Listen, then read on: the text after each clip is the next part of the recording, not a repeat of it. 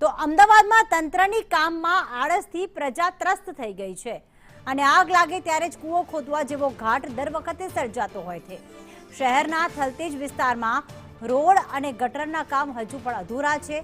તૂટેલા રોડ છે, ગટરના ખુલ્લા ઢાંકણા છે અને એનાથી અકસ્માતનો ભય સતાવી રહ્યો છે।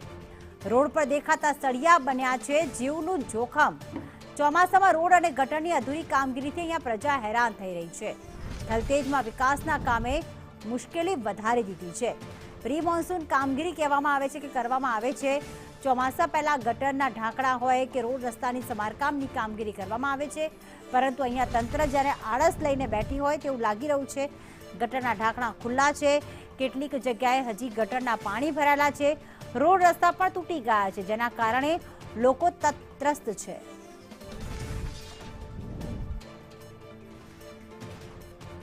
ત્યારે આ અંગે સ્થાનિકો રહીશો શું પ્રતિક્રિયા આપી રહ્યા છે, કેટલી મુશ્કેલીનો સામનો તેઓ કરી રહ્યા છે, એ પણ સાંભળી લઈએ। એ લોકો અહીંયા 4 થી 5 જણા એમને પડી ગયા અને વાહનો બી કેટલા પડી જાય છે અને એથી નાના છોકરાઓ જ રમતા હોય તો બી મતલબ કેટલી વખત વાગ્યું છે એમને।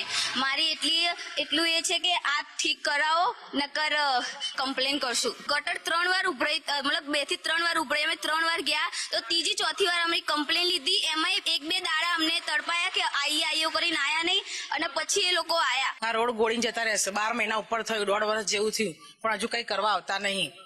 આમાં નાના છોકરા ગટરો ઉભરાય, અમારા શું બીમારી ના પેદા થાય?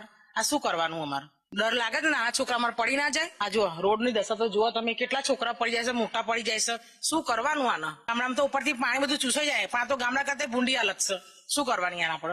કામમાં કોઈ આવતું નહીં। આ રોડ તમે જો ચાલવામાં રાતે તકલીફ પડે, પ્લસ બીજું કોઈ ગમે તે આપણે 3 થી 4 ફેર કમ્પ્લેન કરી અમે કોર્પોરેટરમાં, તો એ લોકો આવીને જતા રહે છે અને એવું કહે છે કે આઈએ પછી આવતા છે નહીં। હવે અમાર રોડ ઉપર કઈ રીતે રહેવાનું? અમને લાગતું નહીં અમે અમદાવાદમાં થલતેજમાં રહીએ છીએ એમ, કેમ કે રોડની હાલત બહુ જ ખરાબ છે। કઈ રીતે ચાલવાનું તમે જુઓ।